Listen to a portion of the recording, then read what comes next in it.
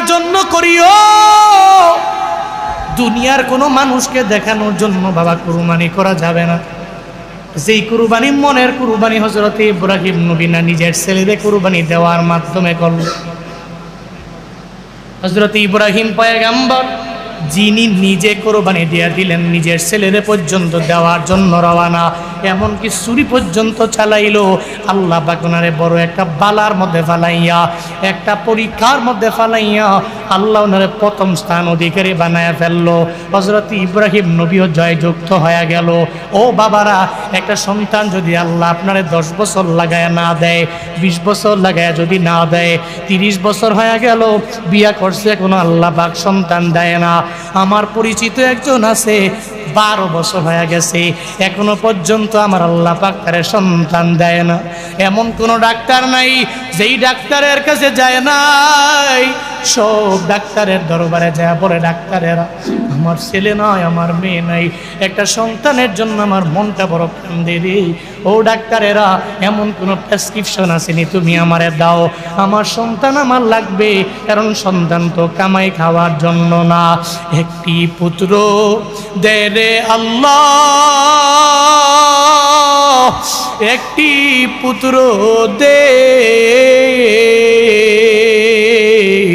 কামাই খাইবার আশা নাই রে, আমায় মাটি দিবকে, কামাই খাইবার সাদ নাই রে, আমায় মাটি দিবকে।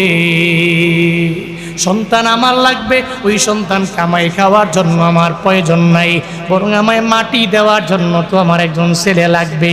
12 বছর হয়ে গেল, একটা সন্তানের জন্য পাগল হয়ে গেল। এমন কোনো ডাক্তার নয়, বাংলাদেশে সব ডাক্তারের দরবারে দৌড়ায়, কিন্তু আল্লাহ যদি না দেয় কোনো ডাক্তার তো দিতে পারবে না। হযরত ইব্রাহিম জাতির বিদায়ী পয়গম্বর, 120 বছর হয়ে গেল, আল্লাহ পাক ইব্রাহিম নবীর কোনো সন্তান দেয় না। 90 বছর বিবি হাজেরার বয়স যখন হয়ে গেল, আল্লাহ পাক সন্তান দেয় না। একটা পর্যায়ে ইব্রাহিম নবী আড়ালে দাঁড়াইয়া দোয়া করে আল্লাহর দরবারে বারবার বলে, রব্বি হাবলি মিনাস সলিহিন।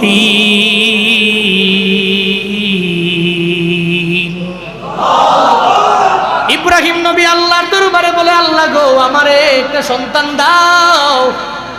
আল্লাহর দরবারে যখন বারবার এই বুড়া বয়সে দোয়া করে 120 বছর ইব্রাহিম নবীর হয়ে গেল, এবার বিবি শোনা করে মুস্কি মুস্কি হাসে আর বলে, এই বয়সে তুমি আল্লাহর দরবারে সন্তান চাও, আল্লাহ তো দিবে না।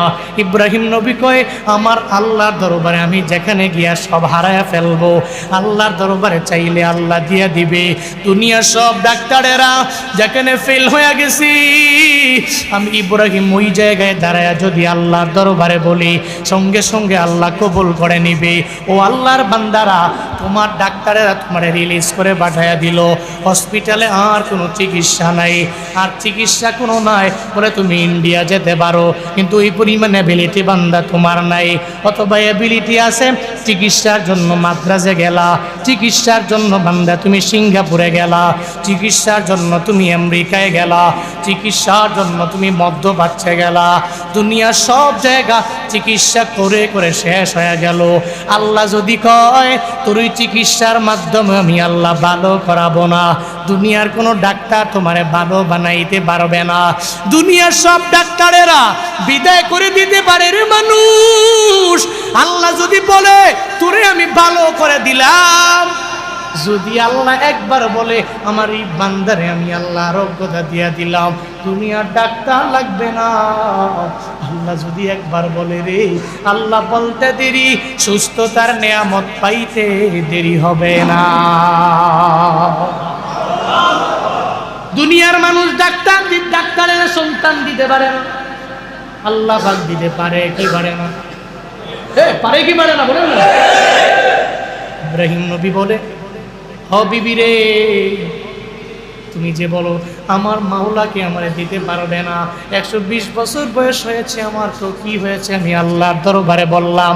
বারবার ইব্রাহিম নবী আল্লাহর দরবারে বলে, আল্লাহ গো, একটা সন্তান তুমি আমারে দিয়া দাও, যাতে করে আমার পরে আমার সন্তান দ্বীনের খেদমত করতে পারে, ইসলামের জন্য যাতে করে কবুল হয়ে যায়। ইব্রাহিম নবী দোয়া করতে লাগলো। আল্লাহ কয়, যা যা আমার খলিল ইব্রাহিম রে আমি একটা সন্তান দিয়া দিলাম। ফাবাশশারনাহু বিগুলামিন হালিম। বলেন আল্লাহু আকবার। আল্লাহ পাক বলেন, আমার খলিল, আমার বন্ধু ইব্রাহিম নবীর দোয়া আমি কবুল করে নিলাম। এত লং জার্নিতে আমি তারে সন্তান দিলাম না, 120 বছর বয়সে এবার আমি তারে সন্তান দিয়া দিলাম। ফাবাশশারনাহু বিগুলামিন হালিম। আল্লাহ পাক বলেন, ও পয়গম্বর, আমি আপনার এমন একটা সন্তানের সুসংবাদ দিয়া দিলাম যে এই সন্তানটা এত পরিমাণে ধৈর্যশীল হবে, সাবিরিনদের অন্তর্ভুক্ত হবে। একজন ধৈর্য ধারণকারী সন্তান আমি আল্লাহ আপনারে উপহার দিলাম। তাফসীরের কিতাবে আসছে, হযরত ইসমাঈল নবীর বয়স যখন হয়ে গেল 13 বছর বয়স, আবার কেউ বলেন 9 বছর বয়স যখন হয়ে গেল, আল্লাহ পাক ইব্রাহিম নবীরে একদিন স্বপ্ন যুগের মধ্যে দেখাইলেন, নবী ইব্রাহিম, আপনার প্রিয় বস্তুটাকে একটু কুরবানি করে দেন। প্রিয় বস্তু কোনটা রে? ইব্রাহিম নবীর আর বুঝতে বাকি নাই, সঙ্গে সঙ্গে ইব্রাহিম নবী বুঝে ফেললো, এই আসমানের নিচে জমিনের উপরে আমার প্রিয় বস্তু হলো আমার ইসমাইল। যে ইসমাইলের আমি নিয়ে এত আদর করি, এত কেয়ার করি, এত পরিমাণে যত্ন করি। এবার সঙ্গে সঙ্গে আল্লাহ পাক যখন ইব্রাহিম নবীর স্বপ্নে জানায়া দিল, নবীদের স্বপ্ন ওহী হয়ে যায়, নবীদের স্বপ্ন তো দলিল হয়ে যায়। আমগো স্বপ্ন ওহী না, আমগো স্বপ্ন দলিল না, আমগো স্বপ্নের তো কোনো আগাও নাই, গুড়াও নাই, মাথাও নাই। কারণ স্বপ্ন থেকে ঘুম থেকে লাফ দিয়া জাগার পরে কাউকে যদি স্বপ্নের ব্যাপারে বলতে যাই, তখন দেখবেন মাথা ঠিক থাকে না, তখন স্বপ্নের শুরুও বলতে পারি না, মধ্য জায়গাও বলতে পারি না, শেষও বলতে পারি না। এ কারণে সাধারণ কোনো বান্দার স্বপ্নগুলো ওহী হয় না, সাধারণ কোনো বান্দার স্বপ্নগুলো দলিল হয় না। কিন্তু ইব্রাহিম নবী এই যে স্বপ্ন যুগের মধ্যে দেখলো, এটা তো দলিল হয়ে গেল, এটা ওহী হয়ে গেল। আল্লাহ পাক জানায় দেয়, ও নবী আমার ইব্রাহিম, আপনার প্রিয় বস্তুটাকে আপনি কুরবানি করে দেন। ইব্রাহিম নবীর বুঝতে বাকি নয় যে আমার সন্তান ইসমাইলের ব্যাপারে আল্লাহ পাক আমারে বলছে। ইসমাইলের ডাইকাইনা সঙ্গে সঙ্গে জানাইয়া দিল। আল্লাহ পাক সূরা সাফাতের ভিতরে এই ব্যাপারে সুন্দর করে বয়ান করে আমগো মদিনাওয়ালা নবীরে আল্লাহ পাক জানাইয়া দিলেন।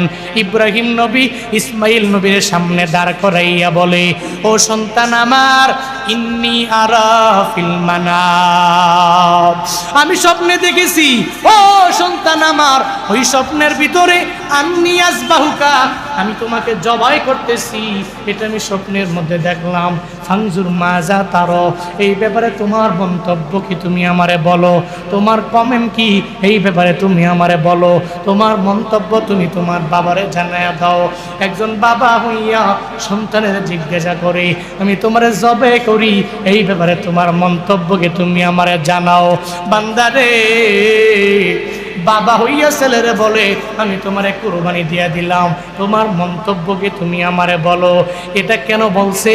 বলে ইসমাইল নবীরে বলার পরে তো ইসমাইল নবী না করলেও তো ইব্রাহিম নবী জবাই করবে, কারণ এটা দুনিয়ার কোনো ব্যক্তির আদেশ না, এই আদেশ একজনের, চিল্লায়া বলো তার না। এই আদেশ আমার আল্লাহর। ইসমাইল নবী যদি বারণ করে, এরপরেও ইব্রাহিম নবী ইসমাইলের জবাই করে ফেলবে, এটা জানে, এরপরেও কেন তারা জিজ্ঞাসা করে, সন্তান রে, তোমার এই ব্যাপারে মন্তব্য কি, তুমি আমারে জানাও। সন্তানের ইমানটারে পরীক্ষা করার জন্য এবার সন্তানটাকে জিজ্ঞেস করার পরে সন্তানটা জানায়া দেয়, ও বাবা আমার, কলাইয়া আবাতি ফাল মা তুমার সাতাজিদুনি ইনশাআল্লাহ, ইনশাআল্লাহু মিনাস সাবিরিন।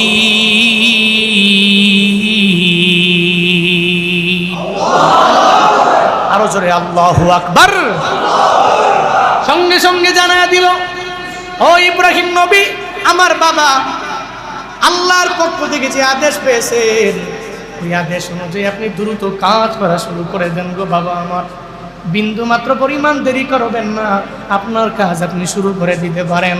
তবে ওই কাজ করতে যাইয়া আপনি আমার ধৈর্যশীল বান্দাদের অন্তর্ভুক্ত হয়ে যাবেন। ইফআল মা তুমার সাতাজিদুনি ইনশাআল্লাহু মিনাস সাবিরিন। আল্লাহর ইচ্ছায় আপনিও চিরেই আমার এই সাবিরিন বান্দাদের